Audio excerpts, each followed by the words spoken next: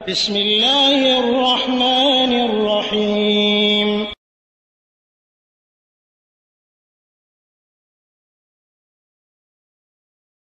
ওয়ালাইকুম আসসালাম রহমতুল্লাহ বরকাতুহ। জি প্রিয় দিনী ভাই মাসুদ শেখদার, আপনার আলোচনাগুলি শুনলাম, সবগুলি ভয়েস এতক্ষণ শুনতেছিলাম। বারাকাল্লাহ ফিকুম, জাযাকাল্লাহু খায়রান। অনেক সুন্দর সুন্দর কথা বলেছেন এবং দাওয়াতি ফিল্ডে আছেন বলেই দাওয়াতি অভিজ্ঞতা আপনার এসেছে। এবং এই পথ যে কণ্টকাকীর্ণ পথ, এই পথে যে সবসময় ফুলের মালা আসবে এমন না, এটা আশা করি ভালো করে বুঝতে পেরেছেন। এরকম দাওয়াতি ফিল্ডে আমরা যেহেতু অনেক দিন থেকে আছি, এরকম অভিজ্ঞতা অনেক রয়েছে যে দাওয়াতি কাজ করতে গিয়ে লাঞ্ছিত হওয়া লেগেছে, নন্দিত নিন্দিত দুটোই হওয়া লেগেছে। যেমন শেখ মোহাম্মদ বিন আব্দুল ওয়াহাব, তিনি যেমন সারা বিশ্বে নন্দিত সেরকম নিন্দিত, মানে বিদআতপন্থীরা তাকে অনেক খারাপ চোখে দেখে, এখনো দেখে যাচ্ছে এবং কত গালিগালাজ তাকে করে রেখেছে।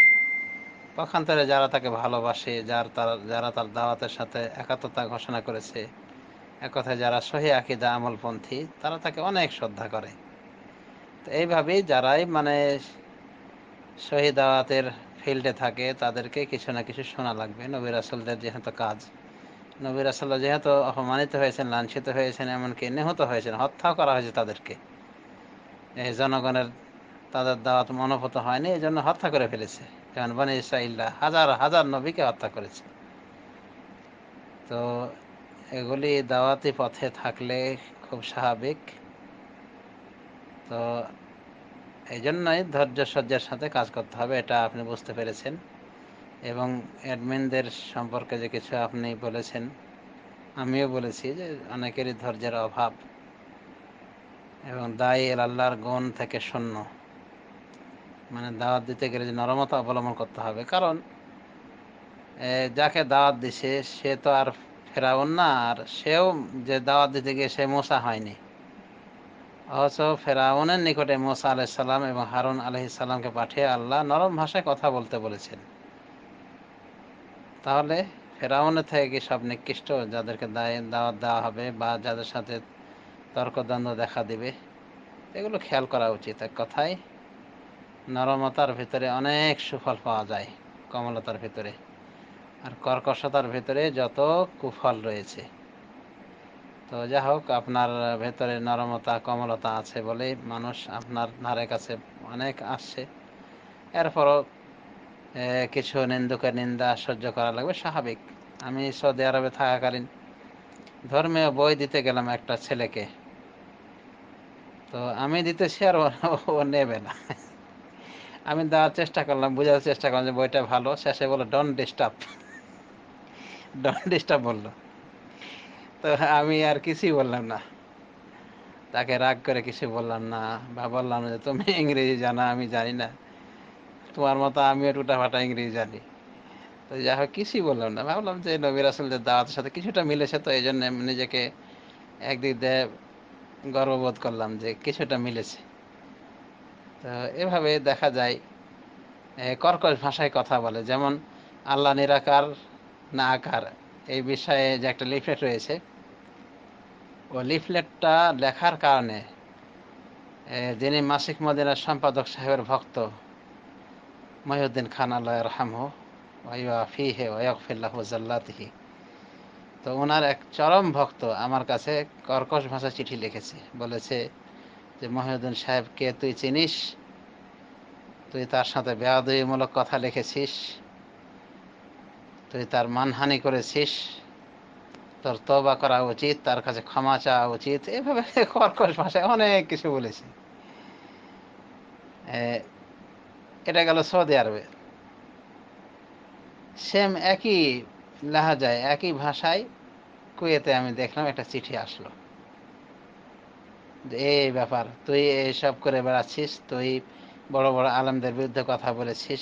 মহিউদ্দিন খানের কথা সেও উল্লেখ করেছে। তো তোর তোর বিরুদ্ধে আমরা সব করছি, কি করা যায় তোকে নিয়ে সেটা চিন্তা করছি আমরা। এইভাবে বলছে, এইভাবে চিঠি দিয়েছে। তো মনটা একটু সংকীর্ণ হলো। তারপরে আবার ভাবলাম যে এটা তো দাওয়াতি পথ, এই দাওয়াতি পথ তো ফুলের বিছানা যারা বিছানো থাকবে না, এটা স্বাভাবিক।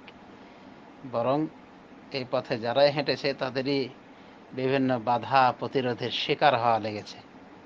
তো এটা ভেবে আর কিছু মনে করিনি। তো এইভাবে অনেক সময় বেজ্জতিমূলক কথার শিকার হয়। তো এগুলো বিরল। পক্ষান্তরে সম্মানকারী, তারপরে আমাদের শহীদ দাওয়াত গ্রহণকারী সংখ্যা তো অনেক, আলহামদুলিল্লাহ। অনেকে রয়েছে মাথার মুকুট মনে করে সম্মান করে। তো কিছু কিছু এরকম অভিজ্ঞতা আছে যে আসলেই দাওয়াত তাবলীগের কাজ করতে গিয়ে, শহীদ দাওয়াতের কাজ করতে গেলে নিন্দুকে নিন্দা শোনাই লাগবে, নিন্দুকে নিন্দা শোনাই লাগবে। তো এগুলোকে পরোয়া করে লাভ নাই। পৃথিবীর কেউ সমালোচনা মুক্ত নাই। কোনো কবি বলছেন যে আল্লাহকেও আহ্বাদ দেওয়া হয়েছে যে আল্লাহর ছেলে আছে, রাসূলকে আহ্বাদ দেওয়া হয়েছে রাসূল তিনি গণক। কিলা ইন্নাল ইলাহা যু ওয়ালাদ, বলা হয়েছে ছেলে রয়েছে আল্লাহর, মানে আল্লাহ সন্তানওয়ালা। কিলা ইন্নার রাসূলা কাদ কাহানা, বলা হয়েছে যে রাসূল গণকই করেছে, মানে গণকে বিদ্যা জানে, সে একটা কাহেন, গণক। ফামা নাজাল্লাহু ওয়া রাসূলুহু মান মিন লিসানিল ওয়ারা ফাকাইফা আনা, আল্লাহ এবং তার রাসূলের রক্ষা পায়নি সৃষ্টিকুলের জবান থেকে, তা আমি কেডা, তা আমাকে কি ছাড়বে? তো এটাই মনে করতে হবে যে দাওয়াত তাবলীগের কাজ করতে হবে নরমতা অবলম্বন করে। এটাই হবে স্বাভাবিক চরিত্র দায়ীর আল্লাহর। এবং কোনো কোনো সময় হয়তো চিকিৎসা হিসেবে গরম হতে পারে, কিন্তু সেটা একান্ত সীমিত পরিসরে। কিন্তু বেশিরভাগ আচরণ হতে হবে দায়ীল আল্লাহর নরমতা অবলম্বন করবে এবং হিকমতের সাথে কথা বলবে। উদু ইলা সাবিলি রাব্বিকা বিল হিকমাতি ওয়াল মাউইযাতিল হাসানাহ, আল্লাহ বলছেন সূরা নাহলের ভিতরে, তুমি তোমার রবকে ডাকো বিল হিকমাতে, হিকমতের সাথে, ওয়াল মাউইযাতিল হাসানাহ, হিকমতের সাথে এবং সুন্দর ওয়াজের মাধ্যমে। তো যারাই দাওয়াতের ক্ষেত্রে এই হিকমত এবং মাউইজা হাসানা, সুন্দর ওয়াজ অবলম্বন করে, তারাই অনেকাংশে এই দুনিয়াতে সফল কাম হয় এবং তাদের দাওয়াতেরই সুফল পাওয়া যায়। তো যা হোক, আল্লাহ রাব্বুল আলামিন আমাদের সবাইকে উদারপন্থী হওয়ার তৌফিক দান করুন এবং আমাদেরকে আরও বেশি বেশি করে কোরআন, সহিহ সুন্নাহ ও মানহাজুস সালাফ সম্পর্কে জানার তৌফিক দেন এবং সেগুলোকে প্রচারের তৌফিক দান করুন। এবং কোনো নিন্দাকে যেন আমরা পরোয়া না করি। আল্লাহ আমাদেরকে ততটুকু সবর ধৈর্য ধারণ করার মানসিকতা দান করুন, আমিন। মহান রব্বুল আলামিনের এই আয়াত, উদু ইলা সাবিলি রাব্বিকা বিল হিকমাতি ওয়াল মাউইযাতিল হাসানাহ ওয়াজাদিলহুম বিল্লাতী হিয়া আহসান, এই আয়াতটির ব্যাখ্যায় হাফিজ ইবনে কাসির বলেন, ইয়াকুলু তাআলা আমিরান রাসূলাহু মুহাম্মাদান সাল্লাল্লাহু আলাইহি ওয়াসাল্লাম আন ইয়াদউল খালকা ইলাল্লাহি বিল হিকমাতি, আল্লাহ তাআলা তার রাসূল মুহাম্মদ সাল্লাল্লাহু আলাইহি ওয়াসাল্লামকে নির্দেশ দিয়ে বলেন যেন তিনি সৃষ্টিকুলকে আল্লাহর দিকে আহ্বান করেন, দাওয়াত দেন, বিল হিকমাতে, হিকমতের সাথে। এরপর তিনি বলেন, কাল ইবনু জারির বলেন, ওয়া হুয়া মা আনজালাহু আলাইহি মিনাল কিতাবি ওয়াস সুন্নাহ, আর এই হিকমত হলো ওটাই যা আল্লাহ তার উপরে নাজিল করেছেন কিতাব এবং সুন্নাত হতে, অর্থাৎ কোরআন সুন্নাহ, এটাই হলো হিকমত। তার মানে আল্লাহ বলছেন যে তুমি তোমার প্রতিপালকের রাস্তায়, পথে আহ্বান করো হিকমতের সাথে, মানে কোরআন এবং হাদিস দিয়ে। ওয়াল মাউইযাতিল হাসানাহ, আর আল মাউইযাতুল হাসানাহ ব্যাখ্যা বলেছেন, আই বিমা ফিহি মিনাজ জাওয়াজির ওয়াল ওয়াকাই বিন নাস, অর্থাৎ যাতে রয়েছে মানুষের জন্য সতর্কীকরণ, মানুষকে সতর্ক করবে চরমভাবে, এবং মানুষদের বিভিন্ন ঘটনা, যাক্কিরহুম বিহা, এগুলি দিয়ে তাদেরকে উপদেশ দান করুন, লিয়াহযারু বাসাল্লাহি, যাতে করে তারা আল্লাহর আযাব থেকে সতর্কতা অবলম্বন করে। ওয়া ক্বালুহু ওয়াজাদিলহুম বিল্লাতী হিয়া আহসান, এই মান ইহতাজা মিনহুম ইলা মুনাযারাতিন ওয়া জিদাল, অর্থাৎ তাদের মধ্য থেকে, মানে যাদেরকে আহ্বান করা হবে তাদের মধ্য থেকে যদি কেউ মুনাজারা করার, অর্থাৎ বাহাস করার এবং তর্ক করার মুখাপেক্ষী হয়, মানে তর্ক করার দরকার তাদের সাথে,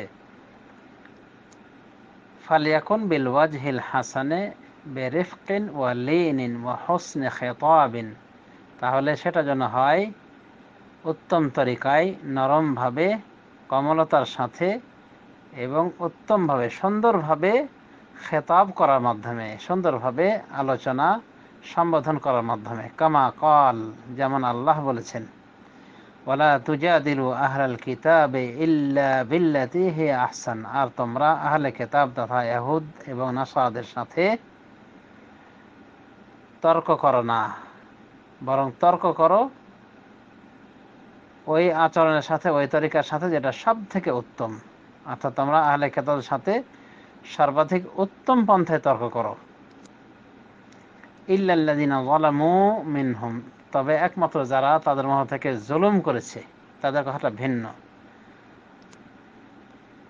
এরপর হাফিজ ইবনে কাসির বলেন, ফাআমারাহু তাআলা বিলিনিল জানিবি, রাসূলুল্লাহ সাল্লাল্লাহু আলাইহি ওয়াসাল্লামকে মহান আল্লাহ কমলতা অবলম্বন করতে বলেছেন, বিনয়ী হতে বলেছেন।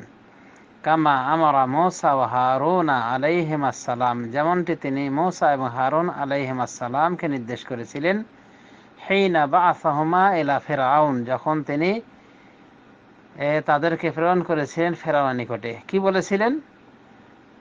ফাকুলা লাহু কাওলাল লাইয়িনা লাআল্লাহু ইয়াতাযাক্কারু আও ইয়াখশা, তোমরা তার জন্যে নরম ভাষা ব্যবহার করবে, তাকে নরম ভাষায় কথা বলবে, লাআল্লাহু ইয়াতাযাক্কারু, যাতে সে উপদেশ গ্রহণ করে, আও ইয়াখশা, অথবা ভয় করে। সূরা তাহা 44 নম্বর আয়াত।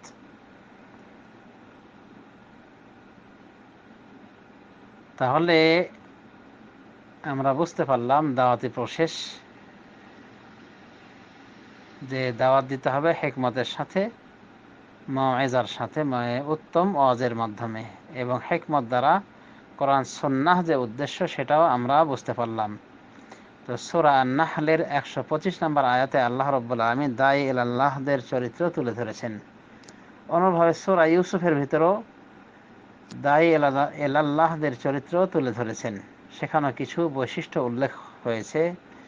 আল্লাহ তার রাসূল সাল্লাল্লাহু আলাইহি ওয়াসাল্লামকে লক্ষ্য করে বলছেন, কুল হাযিহি সাবিলি আদউ ইলাল্লাহি আলা বাসীরাতিন আনা ওয়া মান ইত্তাবা'আনি, আপনি বলুন, ইহাই আমার পথ, আমি আল্লাহর দিকে আহ্বান করি, আমি এবং আমার অনুসারীগণ জাগ্রত জ্ঞান সহকারে, মানে দলিল হুজ্জত সহ। অনুরূপভাবে আল্লাহ রাব্বুল আলামিন সূরা ফুসসিলাতের ভিতরে উল্লেখ করেছেন দাঈ ইলাল্লাহর কিছু গুণ। সেখানে আল্লাহ বলছেন, ওমান আহসানু কাওলাম মিম্মান দাআ ইলাল্লাহি ওয়া আমিলা সালিহা ওয়া ক্বালা ইন্নানী মিনাল মুসলিমিন, ওর চেয়ে কে উত্তম হতে পারে কথার দিক থেকে, যে আল্লাহর দিকে আহ্বান করে মানুষকে, ওয়া আমিলা সালিহান, এবং নিজে সৎকর্মশীল, নিজে সৎকর্ম করে, ওয়া ক্বালা ইন্নানী মিনাল মুসলিমিন, আর সে বলে আমি মুসলিমদের একজন। তো এখানেও দাঈ ইলাল্লাহর চরিত্র আল্লাহ রাব্বুল আমিন তুলে ধরেছেন। দাঈ ইলাল্লাহর বৈশিষ্ট্য কি হওয়া উচিত? সেটি হলো যে মানুষকে ডাকতে হবে আল্লাহর দিকে, নিজের নফসের দিকে নয়, নিজের প্রবৃত্তির দিকে নয়, নিজের মান যশ সুখ্যাতির দিকে নয়, নিজের দলের দিকে নয়, বরং ইলাল্লাহ, আল্লাহর দিকে ডাকতে হবে। এবং শুধু ডাকলেই হবে না, নিজেদেরকে আমল করতে হবে, যেদিকে ডাকা হবে সেদিকে নিজে আগে আমল করা লাগবে। অর্থাৎ যে বিষয়ের দিকে মানুষকে আহ্বান করা হবে সেই বিষয়টির উপর নিজে আগে আমল করতে হবে। তো যা হোক, আমরা বুঝতে পেরেছি দাওয়াতি প্রসেস। আল্লাহ রাব্বুল আলামিন আমাদের সবাইকে তৌফিক দান করুন যেন আমরা দায়ে ইলাল্লাহর গুণগুলি নিজেদের ভিতরে আনতে পারি। হ্যাঁ, ওই আয়াতের ভিতরে আরো কি বলা হয়েছে, ওয়াকালা ইন্নানি মিনাল মুসলিমিন। আর তার বড় পরিচয় হবে যে সে বলবে যে আমি মুসলিমদের একজন।